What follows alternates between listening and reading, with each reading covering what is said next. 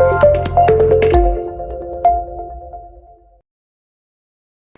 Students, welcome to logic simplified. Last videos में हमने algorithms, flow charts ये series complete करी है and from today onwards let's start programming part. और अगर तुम और पहले के वीडियोस देखोगे तो इसमें प्रोग्रामिंग क्या होता है, लैंग्वेज क्या होता है, ये सब भी हम कवर कर चुके हैं।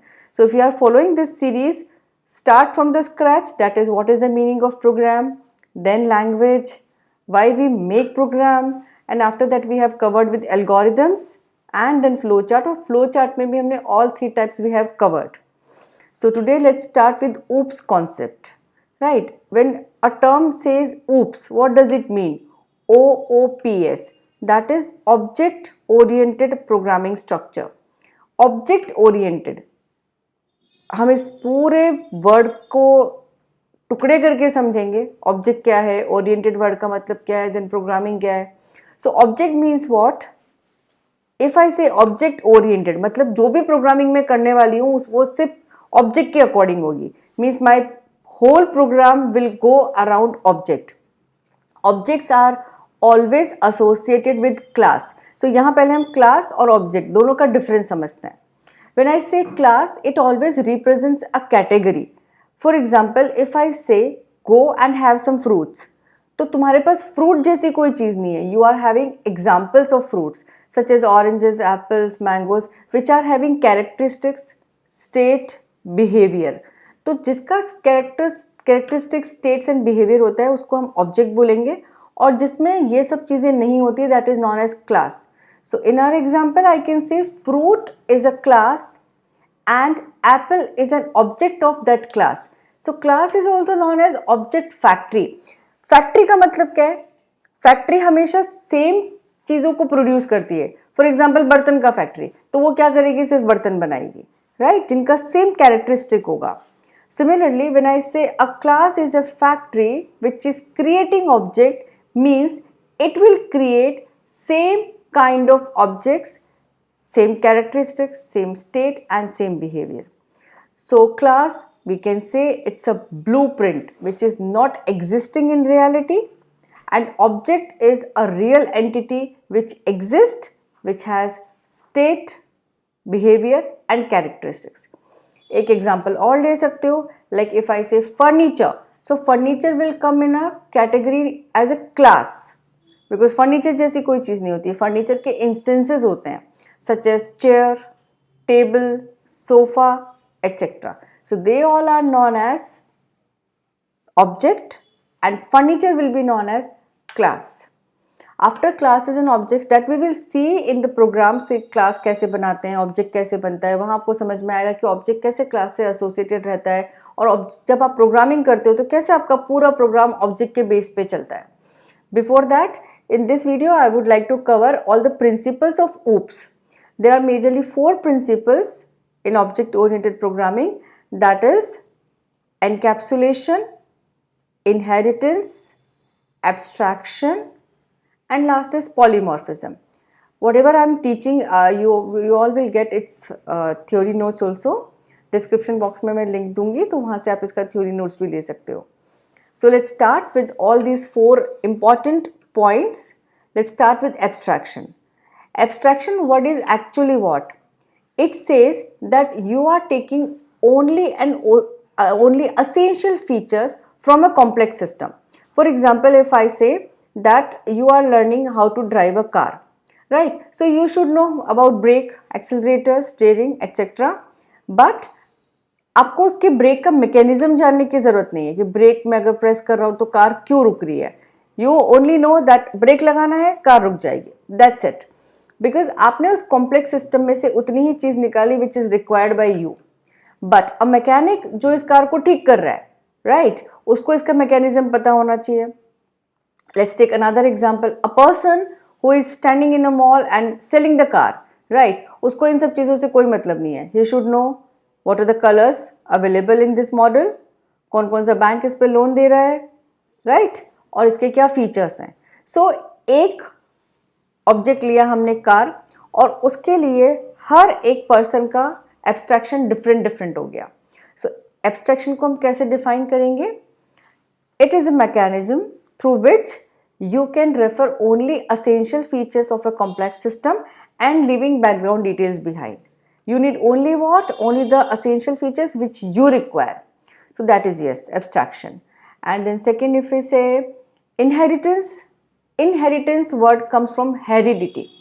Heredity means what? हम किसी भी बच्चे को देख के जनरली ऐसा बोलते हैं कि इसकी आईज इसके पापा जैसी है या इसका फेस मम्मी से मिलता है. What does that mean? It means that person has some hereditary effect जो उसको अपने मम्मी पापा से मिले हैं, राइट. सो इनहेरिटेंस वर्ड यहाँ पे कैसे काम में आएगा? It is where you are making a class using another class. एक क्लास पहले से बनी हुई है, आपको दूसरी क्लास बनानी है. The new class which you are going to create, उसको कुछ ऐसे डेटा मेंबर्स चाहिए या कुछ मेथड्स चाहिए जो ऑलरेडी किसी क्लास में बने हुए हैं. Then there is no need to create it again. This class can access the data of previous class जो पहले से बनी हुई है, राइट. एंड जो क्लास प्रॉपर्टीज लेती है that is known as child class, derived class और subclass. And the class which gives data that can be known as parent class, base class और super class. अब ये data कैसे देती है, कैसे लेती है, that is another thing which is linked with programming. और थोड़ा सा डिफरेंट भी हो जाएगा सिंटेक्स. अगर आप C++ में करते हो तो इनहेरिट करने का मेथड अलग होगा. If you are doing in Java तो मेथड अलग होगा. यहाँ क्वेश्चन आता है कि अगर एक क्लास दूसरी क्लास को डेटा दे सकती है या दूसरी क्लास डेटा ले सकती है, then where is security? Yes, the question is right, but here you can restrict.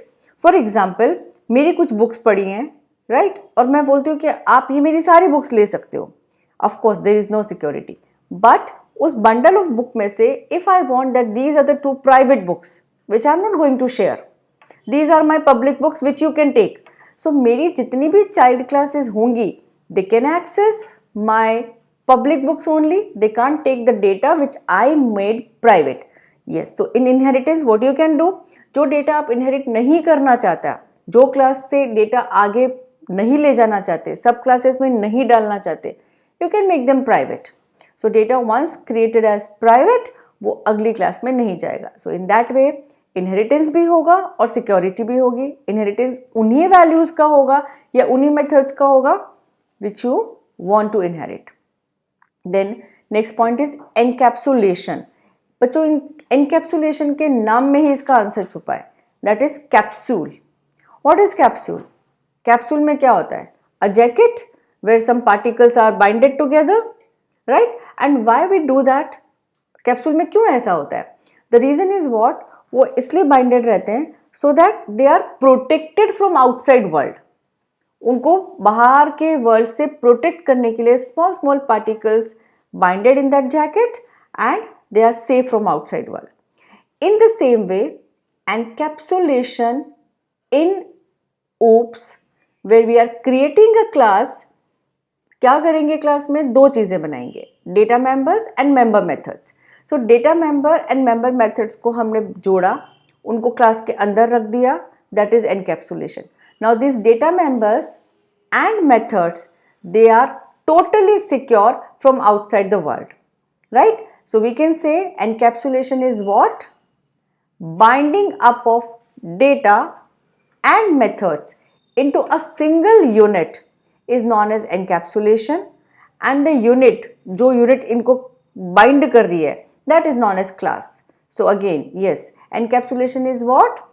It is binding up of data and methods into a single unit, and that single unit is known as class.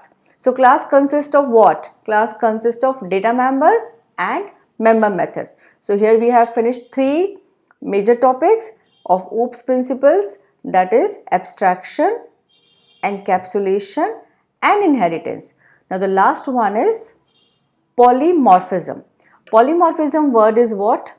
Polymorph 2 word से मिलके बना है, poly and morph. Poly मतलब many, morph मतलब forms.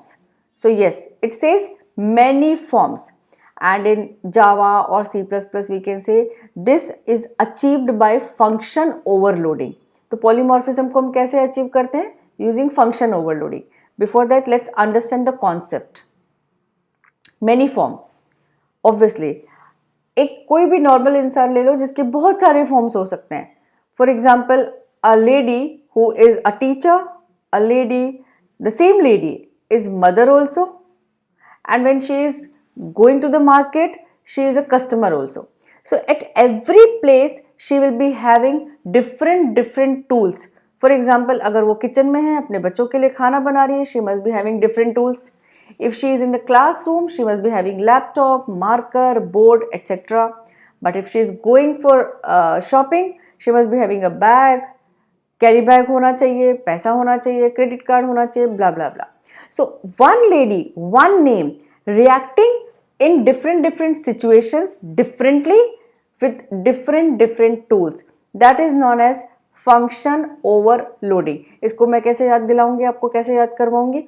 Overloading means आप इसको ऐसे समझो that you are an overloaded person, right? You are the one person but you are reacting in different situations differently.